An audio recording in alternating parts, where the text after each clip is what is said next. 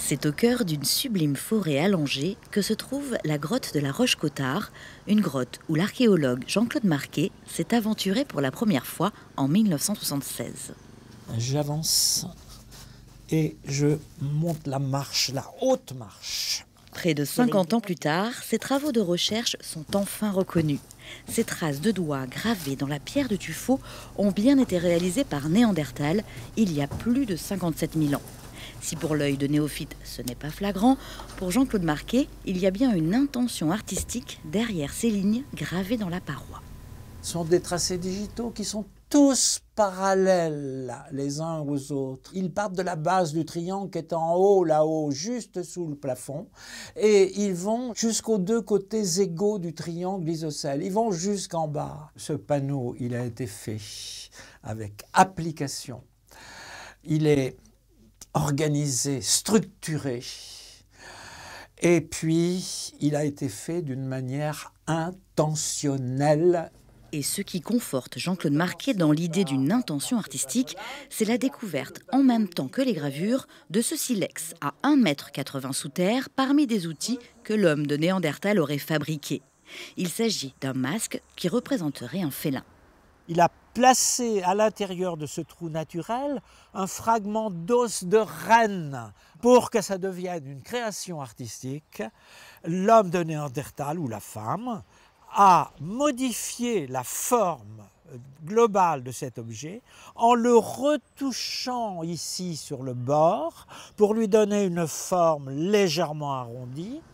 La grotte de la Roche-Cottard est privée et interdite au public. L'archéologue compte sur l'État pour qu'elle soit rapidement mise en sécurité, notamment pour la protéger de la corrosion ainsi que de possibles intrusions.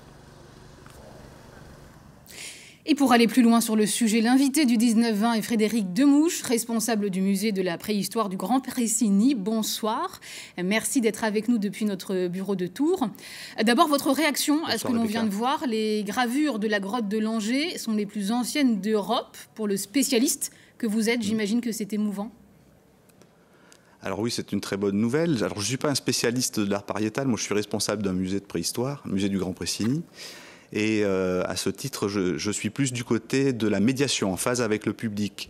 Mon rôle, c'est de faire comprendre le patrimoine archéologique à travers les collections du musée au plus grand nombre, au public tourangeau, mais le public touristique qui peut venir aussi au musée de préhistoire du Grand Pressigny. Et évidemment, la nouvelle annoncée par Jean-Claude Marquet et son équipe sur ces tracés digitaux dans la grotte de la Roche-Cottard, c'est très important pour nous parce que ça fait écho aux collections que l'on présente sur la Roche-Cottard, d'ailleurs, au musée de préhistoire, puisque dans la galerie Renaissance, qui est le démarrage de notre présentation des collections préhistoriques, nous présentons les ossements d'animaux qui avaient été trouvés par Jean-Claude Marquet lors de ses campagnes de fouilles, ainsi que les outils en silex de Néandertal. Donc là, on a un complément avec le côté, on va dire, symbolique.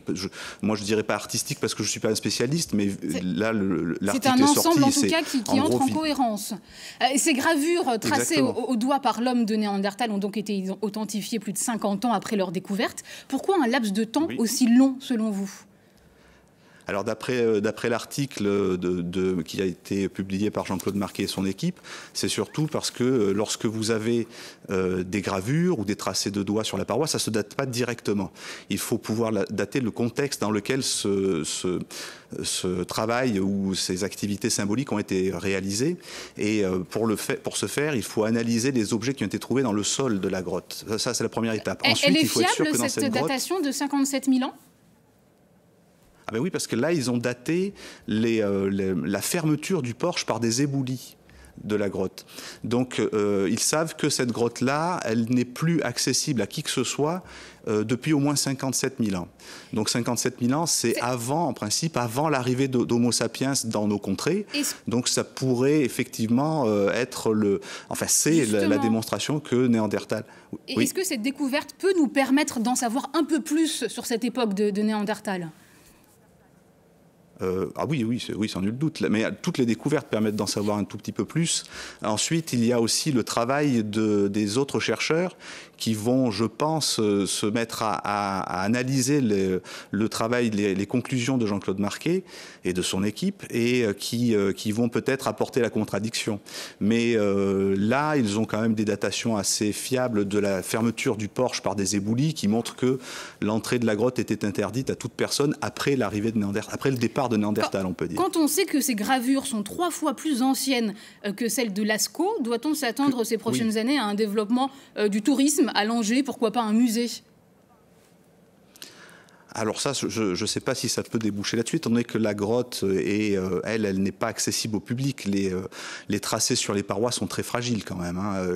Et là même, ils ont des problèmes d'arrivée d'air extérieur qui peuvent effriter les parois. Il faut à tout prix déjà, dans un premier temps, conserver ces traces.